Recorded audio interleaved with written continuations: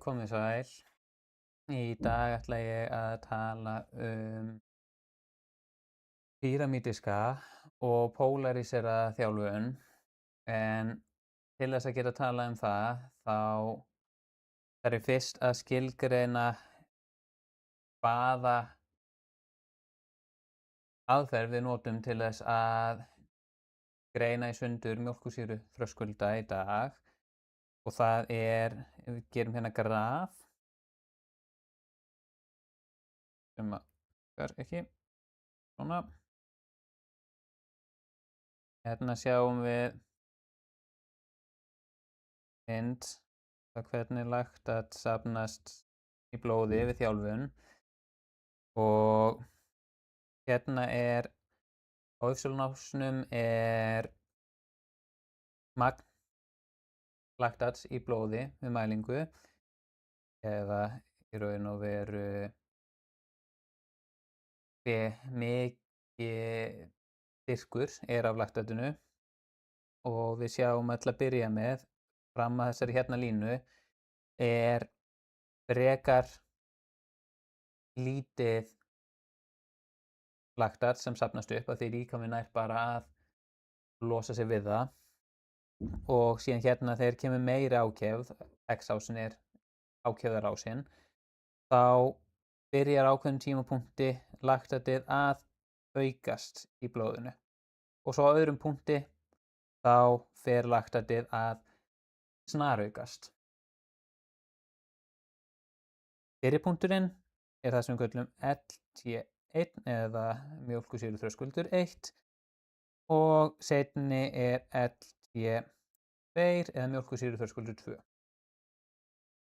Og í dag þá mun ég kalla fyrsta svæðið hérna í ákefðinni, þar sem að þú ert á minni ákefð en mjólkursýru þröskuldur 1, það er zone 1, og er það hérna á milli mjólkursýru þröskulds 1 og mjólkursýru þröskulds 2, það er zone 2, og svo hérna fyrir ofan það er zone 3. Og ástæðan fyrir því að það er mikilvægt að byrja á því að fara í gegnum þetta er af því að án þess að skilja zone 1, 2 og 3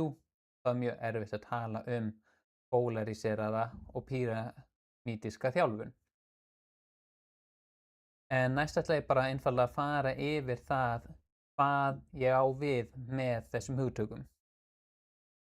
Polaríseruð þjálfun er þjálfun, úthaldsþjálfun, þar sem að stærstur hluti þjálfunarinnar er í zone 1. Síðan er það bil 15-20% af þjálfuninni sem er í zone 3, en það er lítið sem ekkert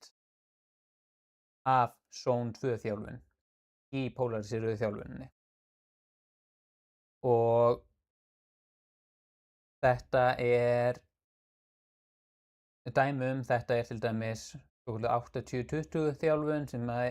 gengur út á það að vera 80% í rólegum æfingum, og samkvæmt því flokkunarkerfi sem 80-20 þjálfunin notar þá er yfirleitt talað zone 2 sem er þá efri hlutin á því sem við köllum í dag zone 1. Þannig það er oft talað önnur zone en ég nota í dag.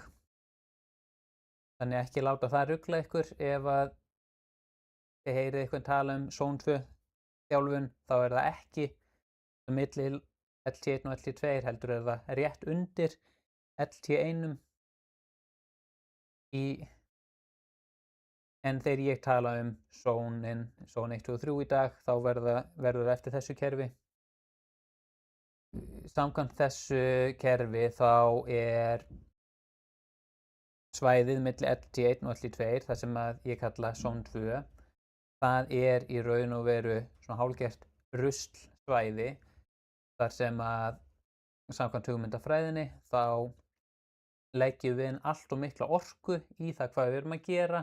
miðað við það hvað við fáum út úr þessu. Og í raun og veru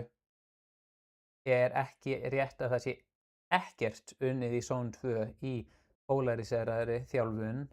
en það er mjög, mjög lítið. Síðan zone 3, þar er svo unnið með hraðavinnu og þá er hægt að vinna annaðhvort nálægt LT2 til þess að reyna að hækka LT2 eða þá vinna hátt inn í svæðinu til þess að reyna að vinna með hámarkssúrefnisupptöku. Píramídisk þjálfun er síðan þannig að stærstu hluti þjálfunarinnar er í zone 1, það er meðalmikið í zone 2 og frekar lítið í zone 3. Og ég ætla að teikna þetta upp hérna. Hérna erum við með polariseraða þjálfun, þá erum við með helling í zone 1, mjög lítið í zone 2 og svo erum við með svona frekar stórt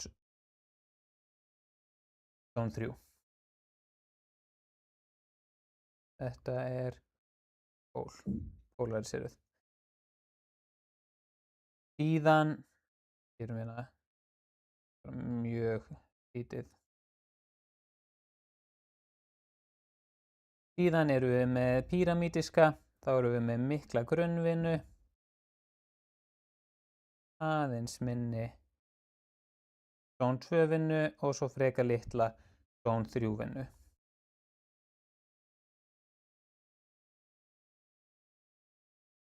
Og dæmi píramídiska þjálfun er til dæmis norska þjálfunin sem að margir langhlauparar þekkja. Norska þjálfunin getur verið Norwegian Singles, þar sem að unnið er með eina svokallaða threshold æfingu á hverjum degi, eða Norwegian Doubles, þar sem unnið með 2. Og hugmyndafræðin hérna er að við viljum ekki fara of hátt af því að við getum byggt upp meira magn í grunninum. Og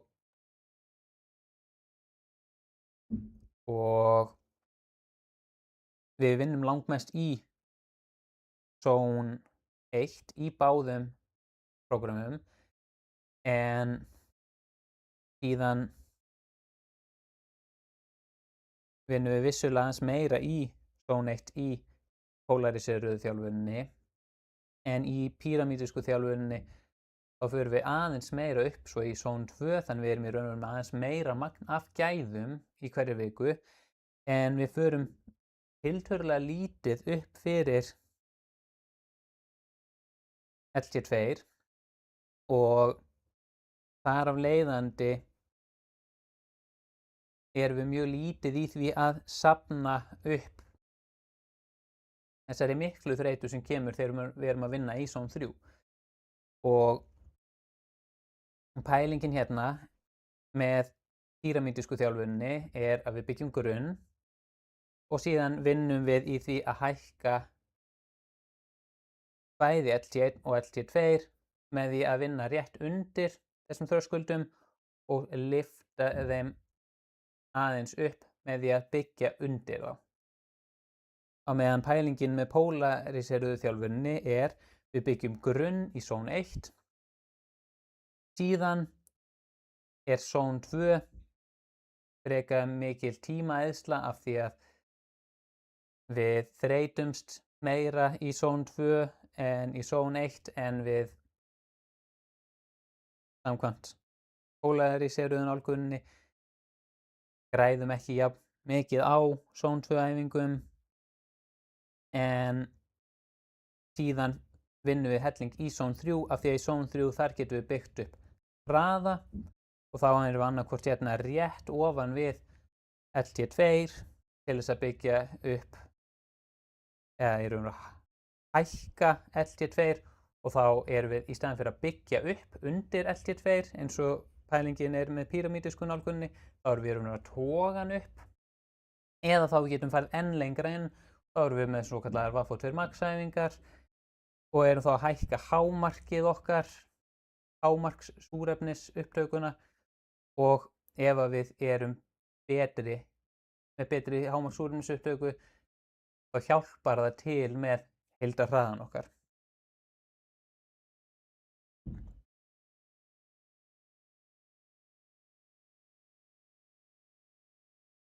Það sem við viljum gera í úthaldsþjálfun er í raun og veru við viljum færa þetta graf hérna til hliðar þannig að það verði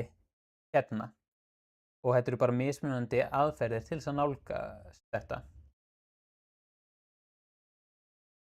Svo ætlum við núna að fara yfir það hvað rannsóknir segja til LT1 og LT2 og það þarf að hafa í huga strax að rannsóknir eru alla jafna ekki langtíma rannsóknir á þessu og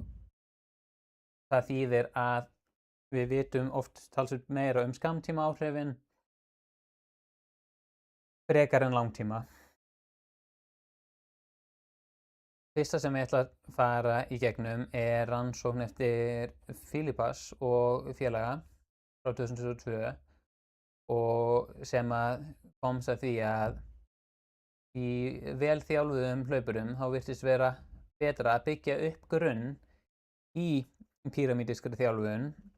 og fara svo yfir í polariseraða þjálfun í gegnum æfinga og svo kemstímabil frekar en að vera alltaf í píramídiskri eða alltaf í polariseraðri þjálfun eða þá byrja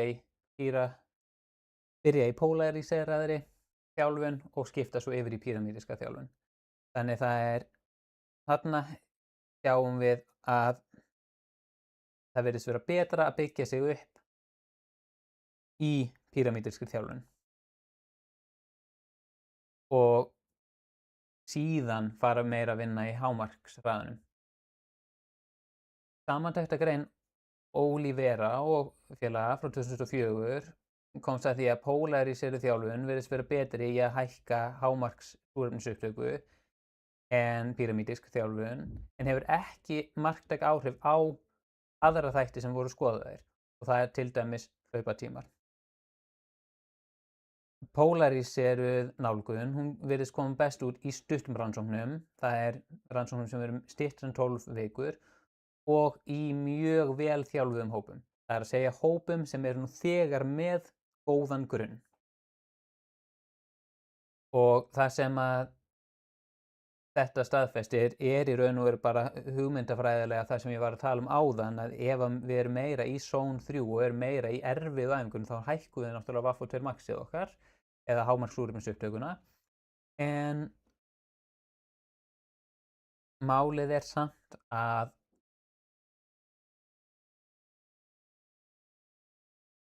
þetta virðist ekki hafa marktæk áhrif til dæmis á árangur í hlaupum og svo kemur líka ljós að polariseruð nálgun kemur mjög vel út í stuttum rannsóknum og þá veltum við fyrir sér af hverju það og ég tel að það sé út af því að þú nærð ekki að viðhalda grunninum mjög vel í polariseraðri nálgun og líka býst ég við því að polariseruð nálgun sé einfaldlega miklu erfiðari fyrir líkamann, meiri líkur maður meiðist og getur þess vegna ekki halda áfram að bæta svo bæta en getur verið rosalega góð sem skammtíma skerping.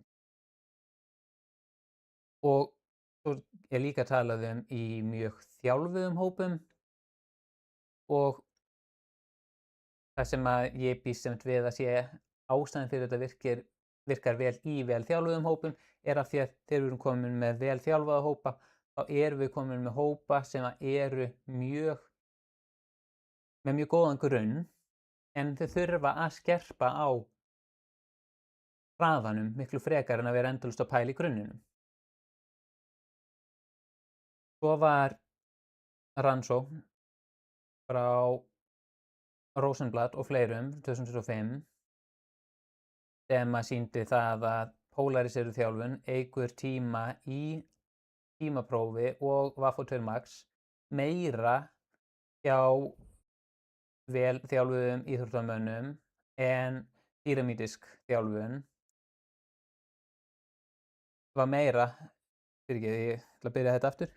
Pólariseruð þjálfun, hún eykur hraða í tímaprófi og VAFO2 Max meira hjá betur þjálfuðum íþróttamönnum en píramídisk þjálfun eykur hraðan meira hjá illa þjálfuðum eða verðþjálfuðum íþróttamönnum. Sem þýðir að ef að maður er ekki á toppnum eða ekki kominn á mjög góðan stað þjálfunarlega séð, þá virðist vera að það sé betra að vera í píramídiskri nálgun en þegar að maður er kominn í gott úthald þá virðist vera betra að vera í pólariserðari nálgun. Og þarna komum við bara aftur á sama og áðan að þegar við erum komin með grunninn þá virðist píramídisk nálgun ekki endilega vera aðalmálið, en ef að okkur vantar eitthvað upp á grunninn okkar þá viljum við vera í pólariserðari nálgun, píramídiskri nálgun. Síðan er seinasta rannsóknin sem að ég ætla að tala núna. Það er rannsókn frá Kenley og fleirum frá 2018, en svo virðist vera að bæði píramídisk þjálfun og pólariseruð þjálfun skili meiri keppnisárangri hjá milliveglendar og langhlaupurum en mikil threshold þjálfun. Það er að segja þjálfun sem er mest í zone 2. Þannig þetta virðist vera betra en þriðja aðferðin sem að ég er ekki búinn að tala í dag, sem að er í raun og veru, ef við tökum píramídun okkar áfram, svona. En vissulega talaði rannsóknin það að það eru einhverjir af bestu langhlaupurum heims sem æfa þannig. En sú aðferð, hún virðist alveg klárlega að vera verri. Og síðan þurfum við líka að hafa það í huga þegar við erum búin að vera að pæla í þessum rannsóknum að rannsóknir skilgreina ekki alltaf þjálfunar aðferðinar eins, nota ekki alltaf sömu skilgreiningar fyrir zone 1, 2 og 3. Og þetta er alveg stór galli og getur þess vegna valdið því að það verður erfitt að heimfæra rannsóknirnar yfir á raunheima. En þó gefa þær okkur frekar skýra sýn á hvað er í gangi. Og ég ætla aðeins að tala það áður en ég fer í það hvað ég tel að sé best til dæmis fyrir hlaupara, að maður heyrir rosalega mikið frá alls konar áhrifavöldum og hinum og þessum að yfirleitt að pólariserun nálgun sé bara miklu betri. Og ef maður er eitthvað að leita sér að upplýsingum, til dæmis á YouTube eða eitthvað þannig, þá fær maður eiginlega alltaf bara að zone 2 sé í raun og veru algjört drasl, og þá er ég að tala um zone 2 eins og ég skilgreinaði hérna, bara svo það sé alveg á hreinu, og það að hlaupa mikið í zone 2 sé bara að safna upp algjörum ruslakílómetrum sem að gera ekkert fyrir okkur annað en að þreyta okkur, en að við eigum að vera bara rosalega mikið í rólegu skokki og fara svo upp í hámarks þjálfun, hámarks ákefð til þess að reyna að rífa okkur upp í hraða. En þegar maður skoðar rannsóknirnar þá virðist bara vera að það sé algjör þvæla og að það sé í raun og veru mjög mismunandi hvað er gott fyrir fólk, en ef þú þarft að byggja grunn þá betur við píramídiskri, ef þú ætlar að rétt að ná að auka hraðan í kringum keppnistímabil eða eitthvað þannig, þá pólariserar þjálfun. Og Síðan eitt annað sem að ég rakst á en ég hef ekki séð neitt í neinum rannsóknum eða neitt þannig að það virðist vera að píramídísk nálgun sé frábær til þess að koma mann upp á mjög gott stig í til dæmis maraþoni og öllu sem er lengra en maraþon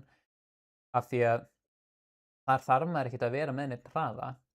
en hægt og rólega þá fjarar hraðinn út ef að við förum aldrei upp í zone 3 og þess vegna skiptir máli þegar maður gerir píramídíska nálgun að taka alltaf hraðar og jafnvel bara mjög hraðar æfingar með til þess að reyna að halda í hraðan sinn en það er kannski segjum ein Vaffortune Max æfing í annarri hverju viku eða eitthvað þannig og síðan bara þarf maður alltaf að hugsa af hverju er ég að gera þennan hlut, hvað vil ég úr þjálfuninni og ég held að það sé kannski það sem við viljum frekar hugsa en að vera í einhverjum ferköntum, núna er ég í píramídískri þjálfun eða núna er ég í polariseraðri þjálfun. Maður vill frekar bara hugsa, hvað vil ég æfa? Vil ég byggja upp grunn? Ok, þá ger ég það með svona æfingum. Vil ég vinna í því að geta verið lengi á aðeins meira tempói, meira svona æfingum? Vil ég vinna í Vaffortune Maxinu mínu, svona æfingar? Vil ég vinna í hraðanum mínum, svona? Brekkuhlaup, svona æfingar? Þetta er svo rosalega mismunandi og við þurfum alltaf að hugsa bara hvað vil ég úr þessari æfingu og þá í raun og veru skiptir ekki öllu máli hvort við séum í píramídískri, polariseraðri þjálfun, threshold þjálfun eða hvað sem það heitir af því að ef við hugsum alltaf út frá þjálfræðilögmálunum sem eru lögmálið sértækni þjálfunar, það að gera það sem við viljum bæta okkur í, lögmálinu aðlögun, það að við þurfum að við í raun og veru aðlögumst álagi milli æfinga og lögmálum stignum þjálfunar sem er það að við þurfum alltaf að gera þjálfunina alltaf annarkvort þyngri eða léttari eftir því hvernig formið okkar breytist. Að ef við hugsum þetta bara út frá þeim, þá þurfum við ekki einhverjar svaka aðferðir. Heldur þurfum við bara að gera það sem makes sense. Og það er það sem að það að kafa eins ofan í rannsókninar sýnir að sé bara rétt. En eins og ég sagði, við þurfum að passa okkur á því ef við erum í píramídískri nálgun, sérstaklega ef við erum að æfa fyrir eitthvað eins og kannski 5 km hlaup eða 10 km, að við þurfum að hafa smá hraðavinnu inn í. En ef við erum bara últrahlauparar sem eru aldrei að fara að hlaupa styttra en 50 km, voðalega til ástæðu fyrir því að vera alltaf í einhverjum Vaffortune Max æfingum. Það er bara þreytandi. Getur alveg verið gott í gegnum keppnistímabil að taka í annarri hverju viku bara upp á aðeins að vinna upp hraða en ég sé ekki mikla ástæðu til þess. En síðan ætla ég að taka núna saman hvað ég tel að sé best fyrir hlaupara út frá þessum pælingum og ef við byrjum á 5 km hlaupurum þá mæli ég með grunnvinnu í píramídal þjálfun með auka sprettaæfingum og þá er ég að tala styttri en 150 spretti með löngum hvíldum. Ég er til dæmis að tala 6x30 metrar með 3 mínútna hvíldum eða 3x120 metrar með 15 mínútna hvíldum, eitthvað þannig. Og síðan þegar maður er búinn með grunnvinnuna í píramídísku nálguninni þá fer maður í polariseraða þjálfun nær keppnistímabilinu og keppnistímabilinu. 10 km þá mæli ég með grunnvinnu í píramídískri þjálfun með auka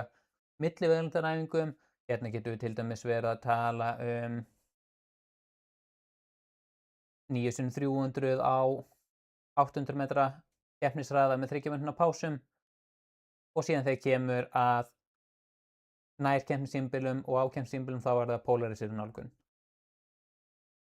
Hálfmaraþon, grunnvinna í bara píramídískri þjálfun og þá þurfum við ekkert endilega að taka einhverja svona svaka hraðaspretti. Getur vel verið sniðugt að taka kannski 10x100 á það sem ég kalla R-hraða úr hugmyndafræði Jack Daniels sem er alveg frekar hratt, í raun og hraðar en VO2 max hraði, en hérna erum við bara að taka kannski 50-100 metra spretti og bara göngum tilbaka í pásunum. Þetta væri aldrei til þess að vera erfitt. Og síðan í keppnistímabilum væri polarisirun nálgun og nærkeppnum. Í maraþoni þá mæli ég með grunnvinnu í píramídískri þjálfun og síðan bara jafnvel í píramídíska þjálfun með auka hraðavinnu, kannski aðeins meira af þessum svokölluðu R-æfingum sem ég var að tala áðan, eða jafnvel fara upp í það að taka VO2 max æfingu í annarri hverju viku. Ef við erum með mjög vel þjálfaða maraþonhlaupara þá myndi ég mæla með grunnvinnu í píramídískri þjálfun og fara svo yfir í polariseraða þjálfun. En síðan ef við förum yfir í últraþjálfun eins og fyrir Laugaveginn eða 100 mílna hlaup eða eitthvað þannig, þá mæli ég með að vera bara mest í píramídískri nálgun en síðan kannski bæta við aðeins meira hraðavinnu í þegar nær kemur keppnum, og þá er ég helst að tala kannski R-æfingar eða einstaka VO2 max æfingar, kannski eitthvað af sem kallast threshold æfingar sem eru í kringum LT2, en vera svona langmest í píramídískri þjálfun. Og þetta fer algjörlega eftir því hver reyndur hlauparinn er, því óreyndari sem hlaupari er, því nær píramídískri nálgun ætti hann að vera, og jafnvel ef þetta er bara eitthvað sem hefur aldrei hlaupið, þá bara jafnvel zone 1 nálgun, vera bara meira og minna alltaf í zone 1 á meðan þú ert að byggja upp smá grunn. Og síðan ef að maður er að leitast, ef maður er vel þjálfaður, er kannski kominn á landsliðsstig, þá viltu vera meira í átt að polariseraðri þjálfun. Og ef það eru einhverjar spurningar þá megi endilega spyrja.